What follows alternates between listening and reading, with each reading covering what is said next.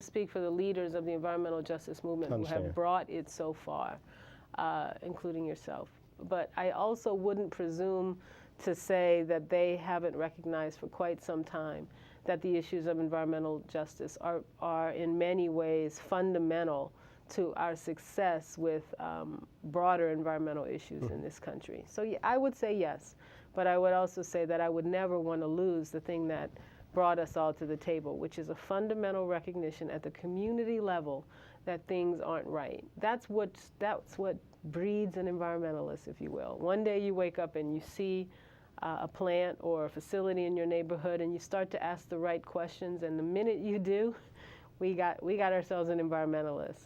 And the color of their skin's only important to the extent that it means that we're building a broader and broader coalition around those issues. And the more we do, the more environmentalism is mainstream, and the more the American people will rise up and demand their rights for clean air and clean water. How will we know when environmental justice becomes mainstream? That's one of those, you know it when you see it, I guess, arguments. Listen, I think people rightfully say, listen, we have an African-American president. We have an African-American woman as head of the EPA. Are we there yet?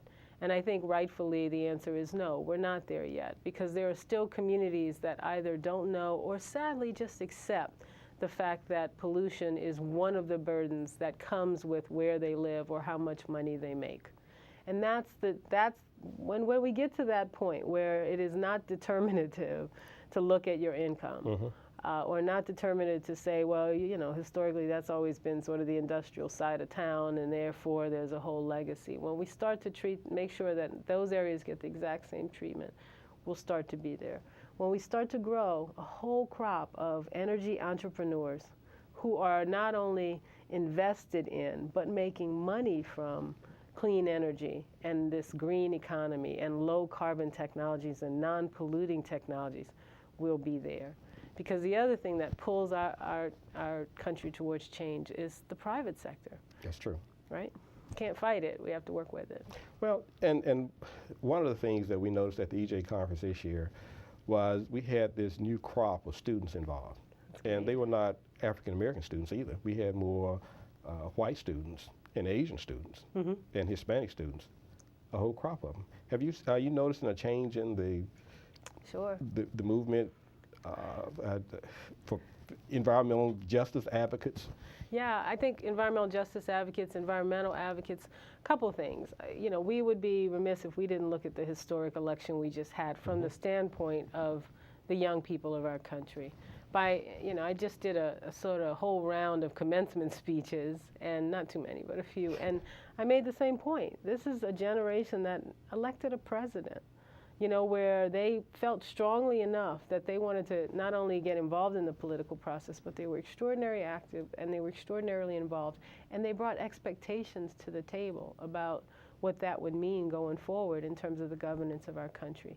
So then I did Power Shift 2009 and spoke to thousands of young people, and it was exactly as you described. It was a very mixed crowd of people who came from colleges, and a few high school students were in there too.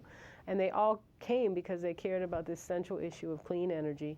They believe we're at a transformative moment, and that they're going to be part of moving our country past the old days where we depend on fossil fuel that comes from outside of our country primarily, to new clean energy that we make, that we build, that we manufacture, that we supply jobs from here, and they want to be part of that.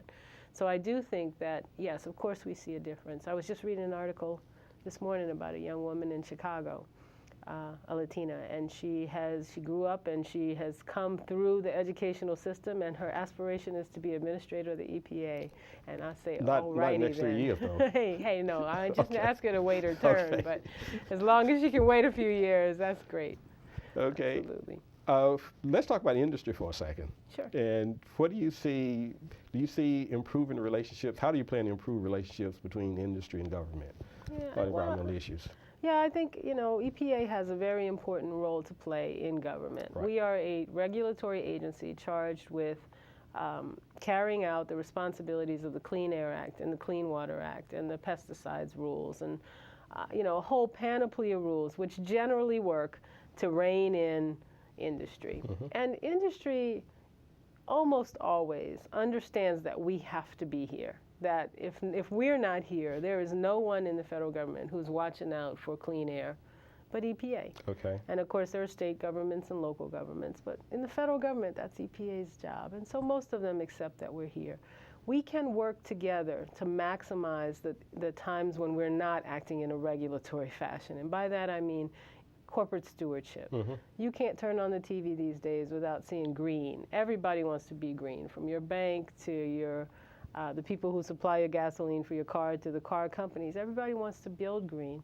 We can build on that to try to encourage the kind of corporate environmental stewardship that will make greener products, that will mean fewer emissions, that will mean lower carbon, that will mean cleaner energy. So we can certainly do a lot of work together. Okay, we'll be looking forward to watching that. All right. You mentioned energy entrepreneurs, and you also mentioned green jobs. How do we work with EPA, Labor, and Department of Energy to make those avenues open to minorities, low-income communities, and tribal communities? Well, we have work to do there.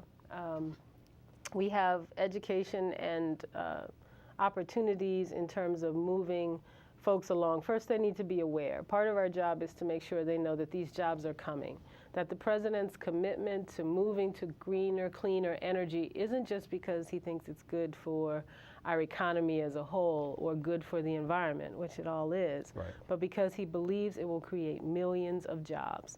So first off, if you're sitting out there listening, millions of jobs in clean energy means I need to find out what that means. And it can mean anything depending on your interests. You might be an R&D specialist, so you might want to get a PhD and focus on clean energy technologies. You might be an engineer or a scientist and say, well, I want to make sure I'm lined up to work at EPA or work at a private firm, but on clean energy or implementing clean energy. You might be a technician. You might be a teacher. I mean, there's just going to be a whole range of people who may find employment. So first is raising awareness, and then second is making sure that as contracting opportunities come about, for example, Department of Energy has $20 billion probably, wow. $15 billion in the Recovery Act, and then the president's talking about another $150 million over 10 years. All that money is going to mean jobs. And so making sure that entrepreneurs are plugged in to knowing where those job opportunities are going to be and making sure the government is geared to help them. Administrator Jackson, thank you so much for taking time to talk to us. And thank you for committing to doing the keynote for EJ Conference 2010. All right. It'll be the second week of May next year. We'll send you a notice and try to get it on your schedule real soon. All right, I'll see you next year. Thank you so much. Thank you. Okay.